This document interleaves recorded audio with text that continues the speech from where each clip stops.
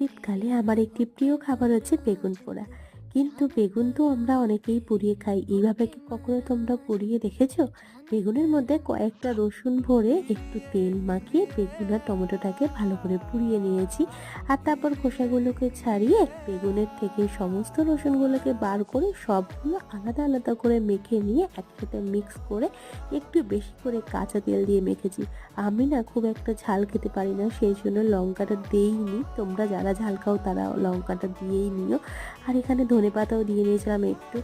আমার না খুবই ঠান্ডা লেগেছে, সেই জন্য এখন না ভাত খেতে ভালো লাগছে না রাতে। ও তো ভাত খাবে, যেহেতু ও আর সারাদিনে ভাত খাওয়া হয় না বলে, তাই ওর জন্য একটু ডিমের কারিও করে নিয়েছিলাম। আর আমি আমার জন্য পরোটা করে নিয়েছিলাম। আর ও এনেছিল আরেকটু মিষ্টি, তো আমি একটু বোঁদেও নিয়ে নিয়েছিলাম। রুটি বা পরোটা দিয়ে কিন্তু বেগুন পোড়াটা জাস্ট দারুণ লাগে। তোমরাও জানিও তোমাদের কেমন লাগে। আজকের মতো টাটা।